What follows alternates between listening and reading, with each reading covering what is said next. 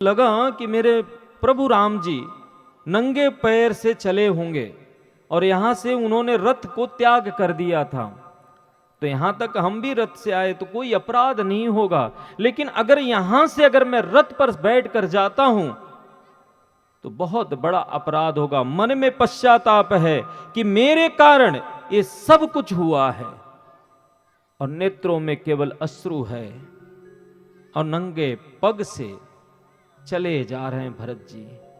राम राम राम करते करते करते प्रयागराज पहुंचे। तीसरे पहर महाराज गोस्वामी जी ने कहा कि भरत जी तीसरे पहर प्रयागराज पहुंचे। जब प्रयागराज पहुंचे तो भरत जी के पैरों में बहुत सारे रक्त निकल रहे थे और फोड़े फुंस, कहते ना कि पूरा कट गया था भरत जी के पांवों में। तो किसी ने जाकर के सूचना दिया मां कौशल्या को कि मां, भरत पैदल चल करके आ रहे हैं। मां कौशल्या दौड़े दौड़े आई। भरत जी के पैरों में छाले पड़े हैं, भरत जी के पैरों में से खून निकल रहे हैं। तो मां ने कहा, भरत तुझे पीड़ा नहीं हो रही है क्या?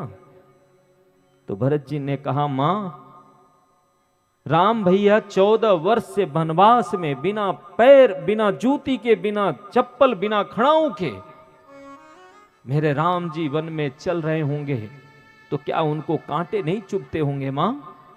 और मेरे पैरों की छाला तुझे दिख गया, मेरे पैरों में से जो खून निकल रहे हैं वो तुझे दिख गया। लेकिन जिस मां ने 14 वर्ष राम को वनवास भेजा है, उसके पुत्र की पीड़ा तुझे पता चल गई, लेकिन तेरे पुत्र की पीड़ा उसे पता नहीं चला। मां ने कहा, नहीं रे भरत, राम को पीड़ा हो रही है, उसकी पीड़ा तो मुझे है, लेकिन राम वन को गया है तो मुझे लगता है मेरा भरत ही राम है, इस कारण से मैं जीवित हूं भरत।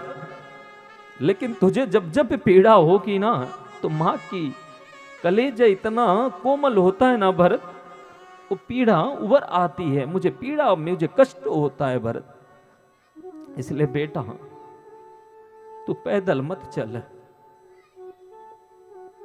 भरत जी को समझाती है मां कौशल्या,